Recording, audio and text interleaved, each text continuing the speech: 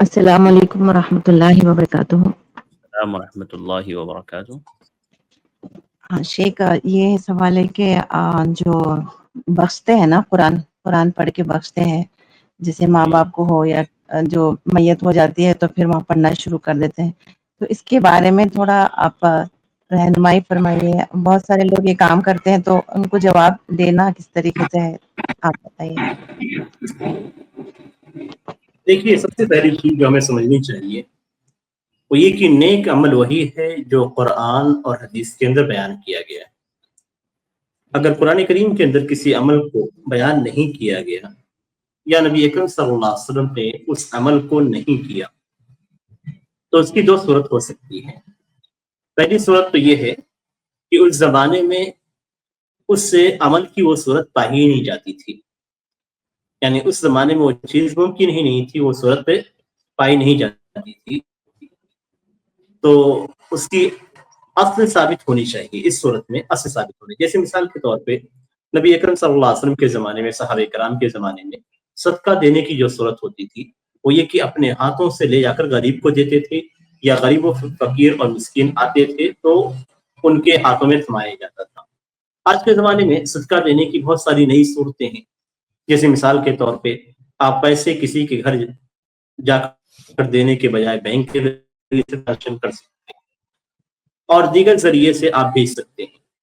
تو یہ نئے طریقے ہیں، لیکن اصل چیز تو ثابت ہے، یعنی پیسوں کا دینا۔ اب نئی صورتیں جب بھی داخل ہوتی ہیں تو جو حلال صورتیں ہیں سب کی سب اس نیک عمل کے ضمن میں آ جاتی ہیں، لیکن کبھی کبھی کچھ صورتیں ایسی ہوتی ہیں، یعنی میں نے شروع میں دو صورتیں بیان کی، ایک صورت یہ کہ اصل ثابت ہو لیکن اس زمانے کے اندر اس کی نئی صورت نہ پائی جاتی ہے، دوسری یہ ہے کہ اس زمانے کے اندر بھی وہ چیز ممکن تھی لیکن ممکن ہونے کے باوجود اس طریقے کو نہیں اپنایا گیا۔ یہ عبادت اور عمل کے اندر جو طریقہ ہے اس کے متعلق ہے، عمل صالح اور عبادت کے تعلق۔ اب مثال کے طور پہ قرآن کریم کا پڑھنا اور قرآن کریم کو اس کا ثواب دوسروں کو دینا، قرآن کریم کا پڑھنا عبادت ہے اور عبادت کے اندر اخلاص ہونا چاہیے اور عبادت اپنے لیے رہتی ہے، یہ چیزیں ضروری ہوتی ہیں۔ یعنی قرآن کریم آپ پڑھ رہے ہیں تو آپ قرآن کریم اپنے لیے پڑھ سکتے ہیں، دوسرے کے لیے نہیں پڑھ سکتے ہیں، اس لیے کہ نیک عمل انسان اپنے لیے کرتا ہے، الا کہ اس کے اندر یہ ثابت ہو جائے کہ اس عمل کو آپ دوسروں کے لیے کر سکتے ہیں،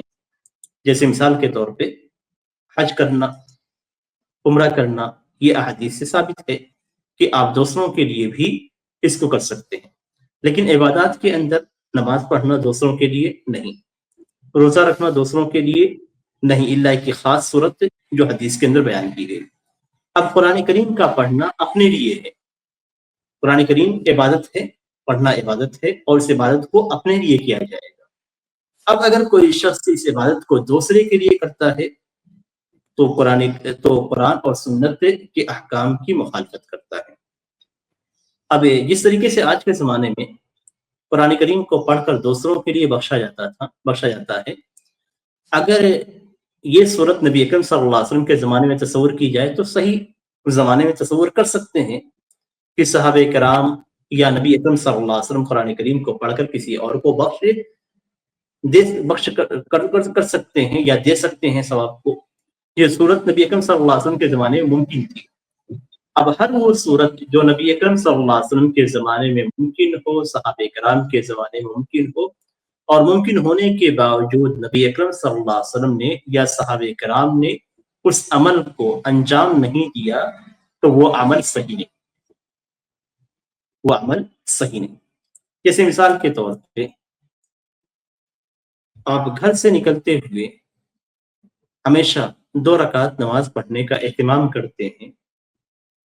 تو یہاں پہ ہم دیکھیں گے کہ کیا نبی اکرم صلی اللہ علیہ وسلم اور صحابہ کرام نے کیا یا نہیں،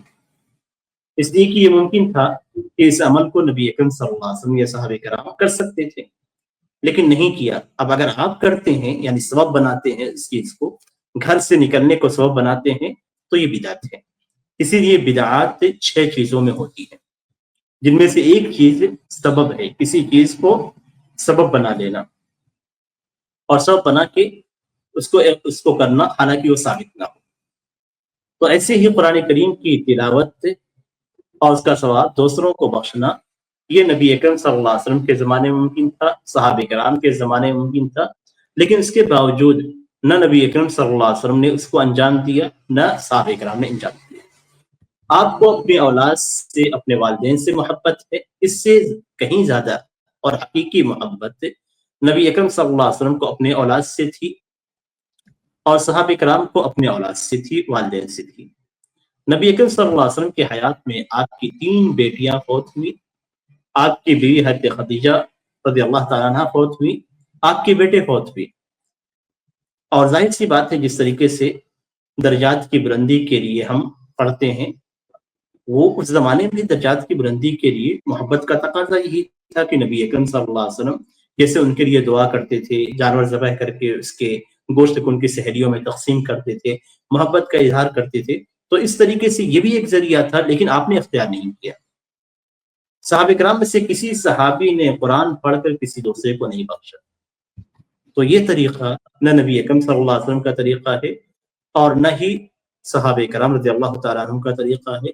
اس لیے اس طریقے کو اپنانا یہ غلط ہے، ثواب بخشنا یہ غلط ہے. اگر یہ صحیح ہوتا تو نبی اکرم صلی اللہ علیہ وسلم اس کی طرف رہنمائی کرتے، صحابہ کرام اس پہ عمل کرتے، لیکن ایسا کچھ بھی ثابت نہیں ہے. اس لیے ایسا کرنا یہ سنت کے خلاف ہے